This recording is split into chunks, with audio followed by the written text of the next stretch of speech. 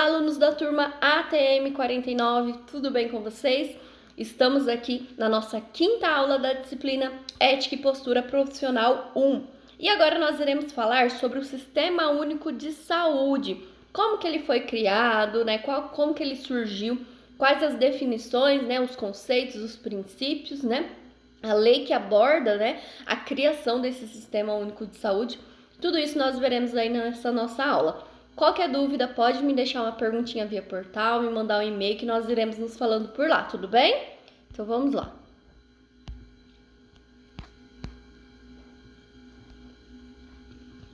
Então, apenas reforçando, pessoal, essas questões de políticas de saúde, sobre o SUS, né? Tudo isso vocês irão ver mais aprofundado na disciplina de saúde coletiva, tá? Aqui eu começo a dar uma introdução, né, para vocês terem um pouco de ideia da história das políticas do SUS, justamente para a gente começar a entrar nas legislações, né, que estão associadas a todo esse conteúdo anterior, tudo bem? Então, o Sistema Único de Saúde é o maior sistema público de saúde do mundo, proporcionando acesso gratuito, universal e integral a todos os brasileiros ou não no território nacional. Então, só no Brasil que nós temos um Sistema Único de Saúde, né?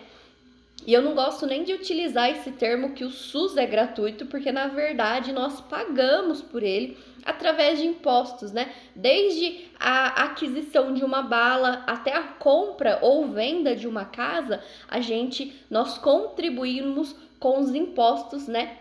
E esses impostos, eles são disseminados tanto para a educação quanto para a saúde.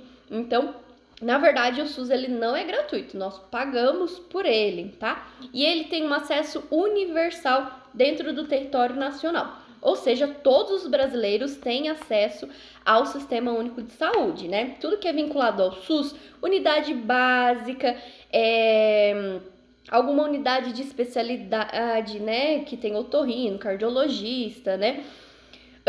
Questões aí de CAPS, né? Tudo isso é vinculado ao SUS, tá bom? Seu complexo sistema integrado nos níveis federal, estadual e municipal permite um atendimento amplo, né?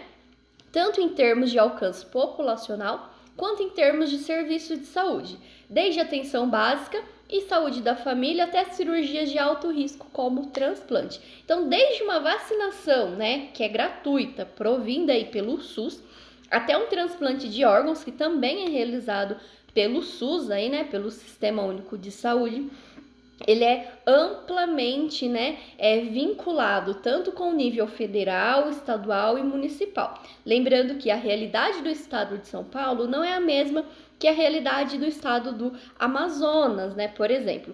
Por isso que as decisões, né, quando a gente fala em conselhos, eles sempre começam ali no município, né, quando tem alguma problematização regional, vai para o estado, né, estadual, e caso não seja resolvido dentro do estado, vai para nível federal. Porque se viesse ao contrário, né, as decisões fossem tomadas de nível federal primeiro, né, seria uma única orientação para todos os estados. E as realidades são muito diversas, né? Por isso que começa ao contrário. Começa dos municípios, estado, federal, ok? Além do serviço de baixa, média e alta complexidade, o SUS também atua na vigilância epidemiológica e sanitária. Essas ações aí de dengue, né, saneamento básico, tudo isso está vinculado com o SUS, tá? Assistência farmacêutica, que é as farmácias populares, algumas unidades básicas, elas possuem essas farmácias para distribuição de medicação gratuita, tá? Atenção hospitalar, serviço de urgência e emergência, e distribuição gratuita de medicamentos e pesquisa na área da saúde. Fiocruz, Butantan são instituições ligadas ao Sistema Único de Saúde, tá?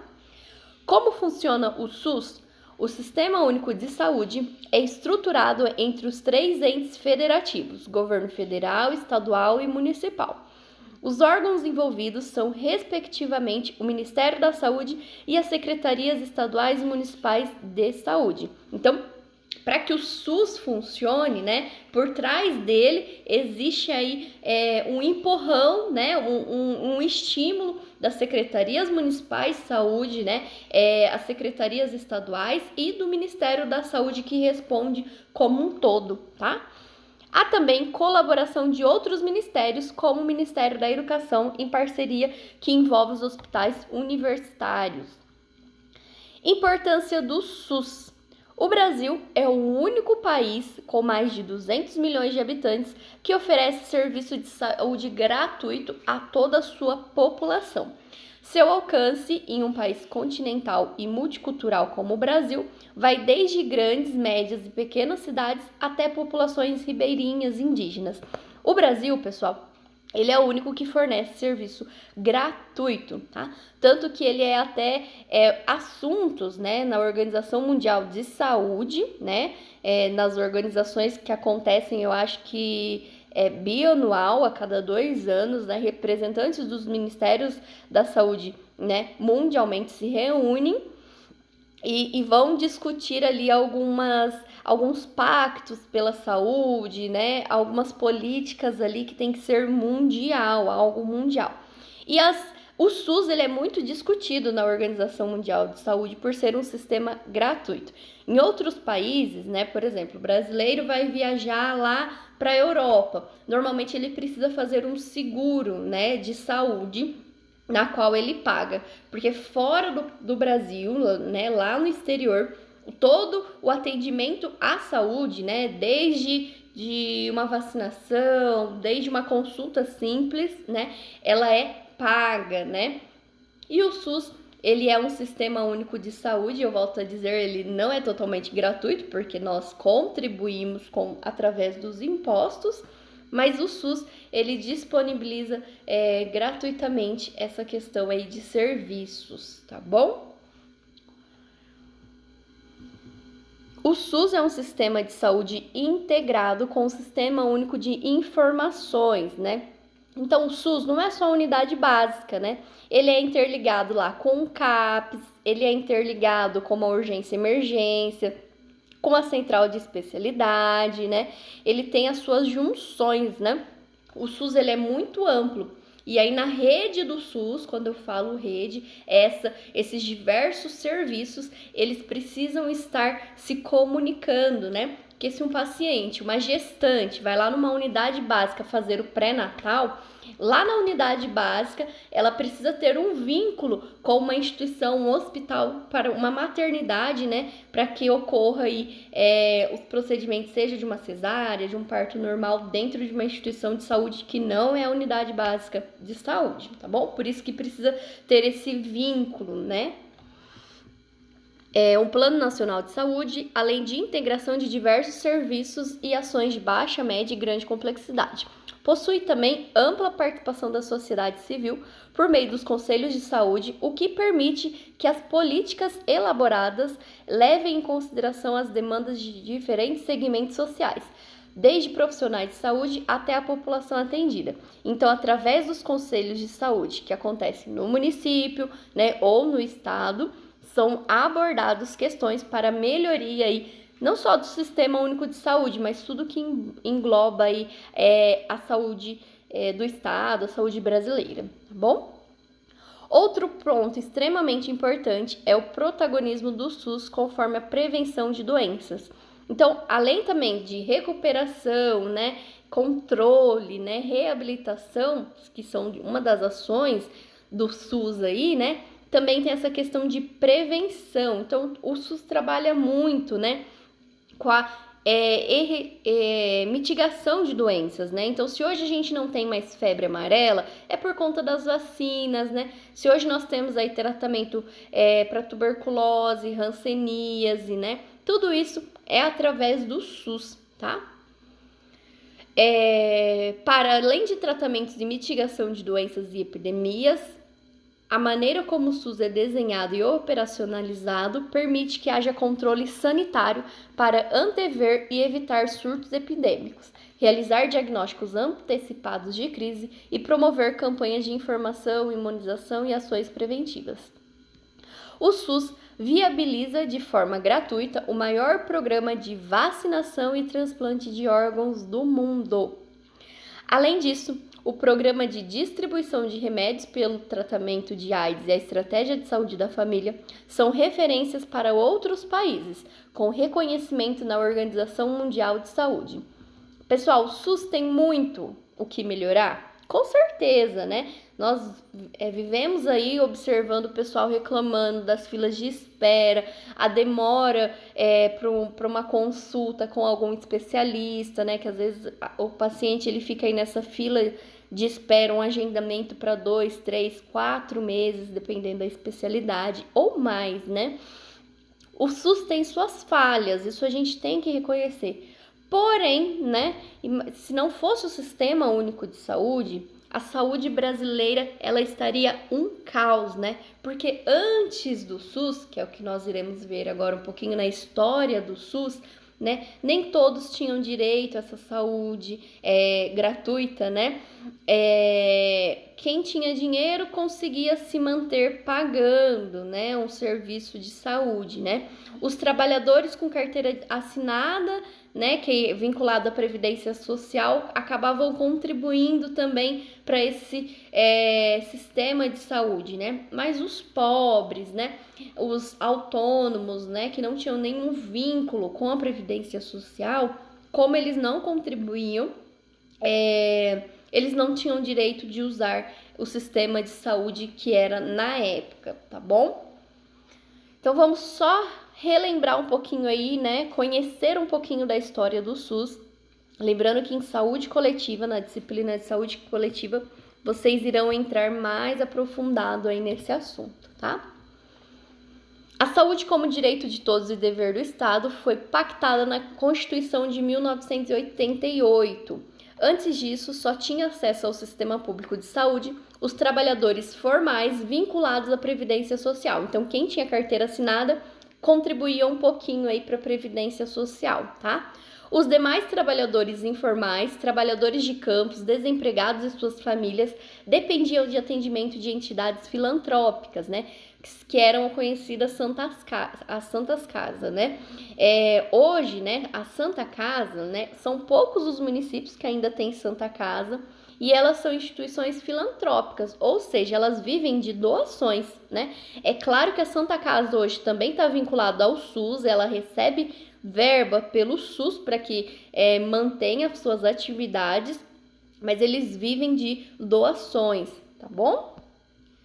Durante a década de 1970, no contexto de contestação à ditadura militar, surgiu o movimento da reforma sanitária, formado principalmente por profissionais da saúde que desenvolviam debates sobre o setor de saúde no Brasil, apontando as mudanças necessárias e propondo teses. No vídeo que eu deixei disponível para vocês, na quarta aula lá, né, sobre a luta das políticas de saúde pública, ele fala muito, né, da criação do SUS, né, antes do SUS, né, ele expõe muito esse vídeo, ele fala sobre como era o sistema de saúde antes do Sistema Único de Saúde. Seu marco institucional foi na 8ª Conferência Nacional de Saúde, que ocorreu em 1986, quando houve uma convergência com a diretriz da Organização das Nações Unidas, que preconizava o acesso universal à saúde.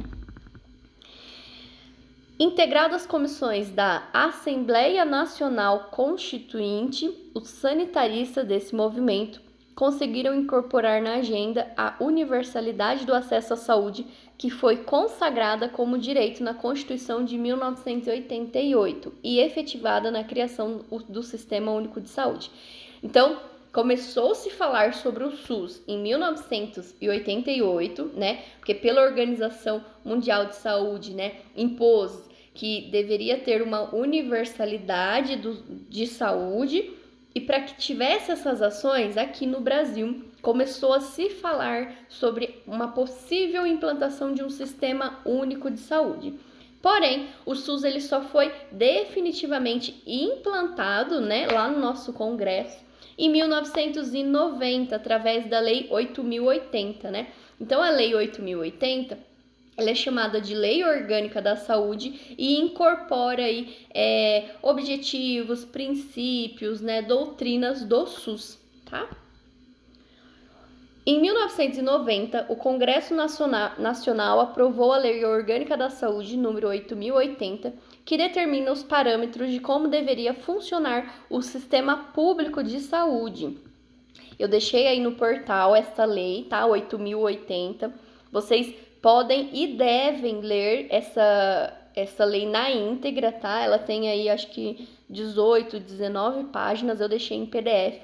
E um conselho, os concursos públicos, alguma questão vai cair sobre essa lei orgânica de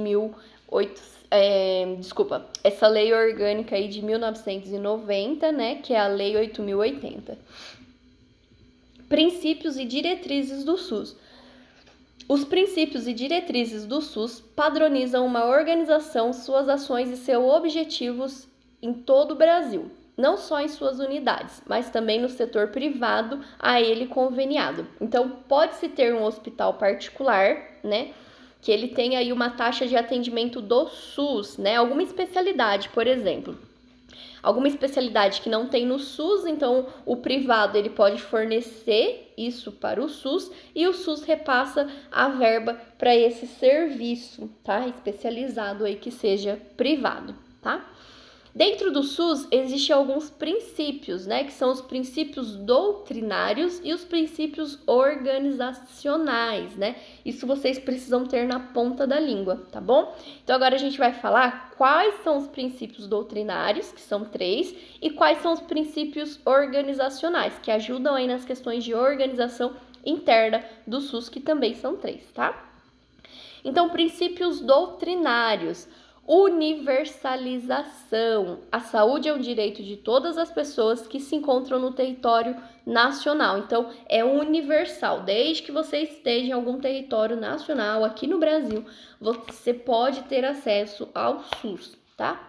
Independente da nacionalidade, cor, etnia, religião, classe social, sexo ou qualquer outra característica que as diferencie dos demais. Então, se um estrangeiro, né, veio para passeio aqui no Brasil e acabou passando mal, sofrendo algum acidente, ele também tem direito ao SUS porque ele está no território nacional. E segundo a Lei 8.080, né, um dos princípios doutrinários aí é a universalidade, tá?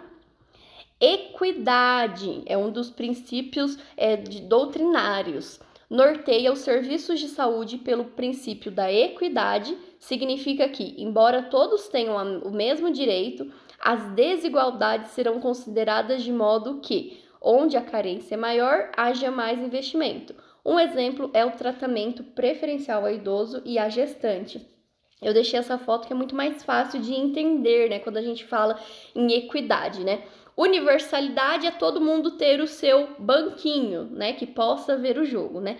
Equidade, né, quem precisa de mais vai ter que ter um pouco mais, né, de recurso, e quem não precisa ou precisa de menos, né, tudo isso é balanceado. Por isso que o Sistema Único de Saúde, um dos princípios é a equidade, né? Deixei esse desenho aqui para vocês, ó, para vocês perceberem essa questão, né? Então, todos eles têm banquinho e todos eles têm direito a um banquinho, né?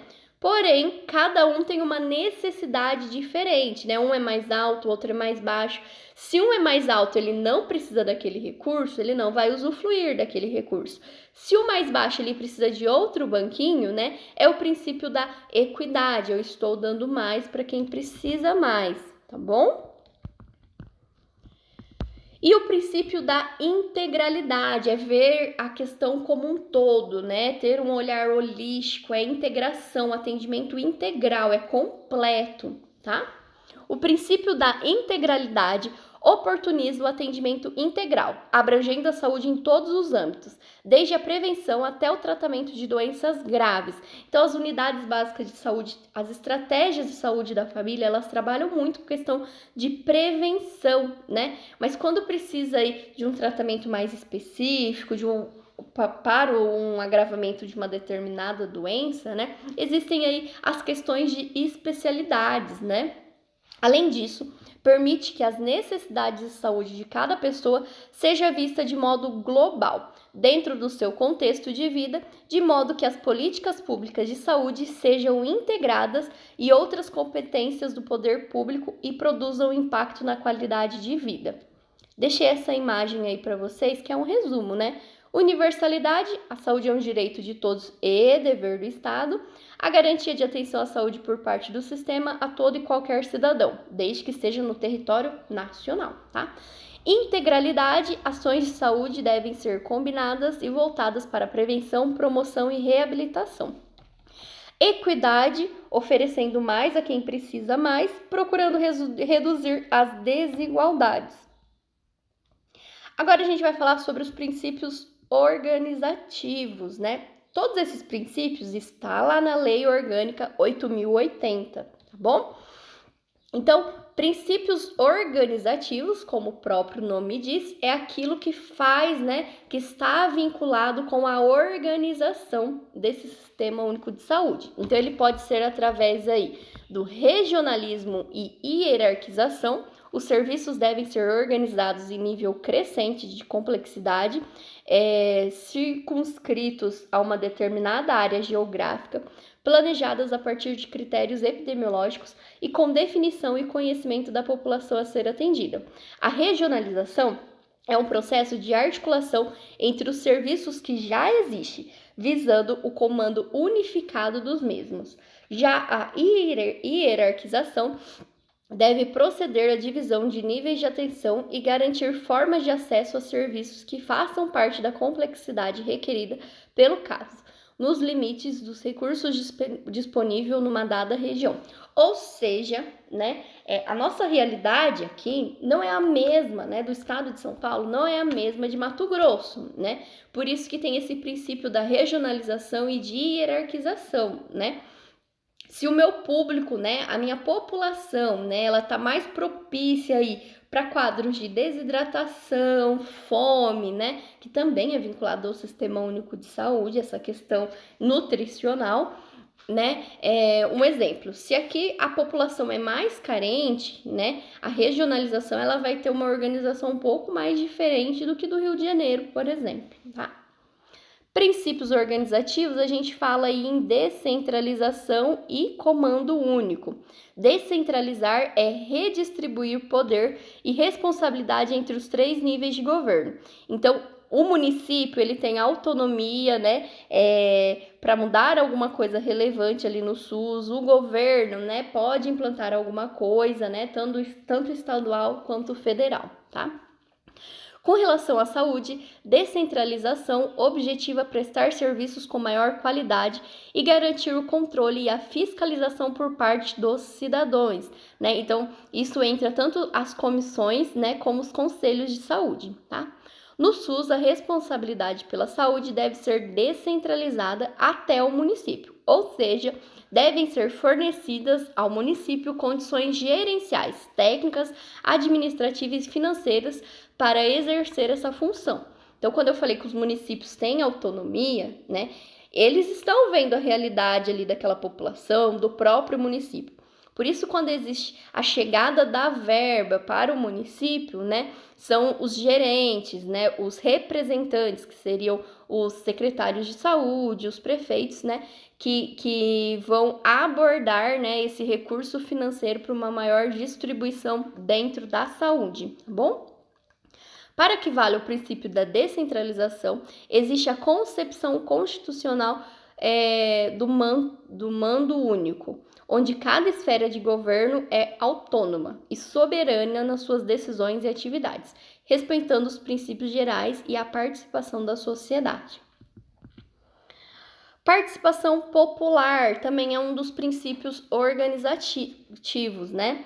Ele pode ser através de conselhos, né, ou conferências de saúde. Normalmente, cada município realiza aí mensalmente os conselhos de saúde. E esses conselhos, ele tem a participação de profissionais de saúde, da população em geral e de representantes legais, né, vinculados ao poder público daquele município, tá? Então, é discutido ações, né, levantado algumas questões importantes sobre a saúde daquele município. município, tá? Se não for resolvido ali pelo município, vai para nível estadual, tá? Que são normalmente as conferências de saúde, né? Que podem acontecer aí a cada 6 meses, né? Bianualmente, tá?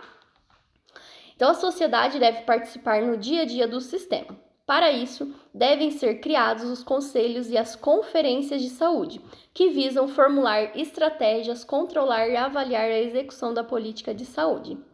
E eu deixei uma proposta aí para vocês, né? O vamos praticar? Então, eu não quis colocar todo nessa aula, porque a lei é um pouquinho extensa para ser em apresentação de slide, mas eu deixei via portal aí do aluno em PDF a Lei 8.080 de 90, que é a nossa Lei Orgânica da Saúde. Ela vai falar sobre a criação do SUS, né? E dispõe aí as questões de princípios, como ele deve ser implantado, como que ele é fiscalizado, tudo isso está nessa lei. Ah, professora, mas eu preciso ler a lei? Precisa, porque justamente ele é baseado completamente aqui na nossa disciplina de ética profissional 1, tá bom? Pessoal, espero que vocês tenham gostado dessa nossa aula. Qualquer dúvida, pode deixar a perguntinha no portal, me mandar um e-mail, que nós iremos nos falando por lá, tudo bem? Beijinho para vocês e até a próxima aula. Tchau!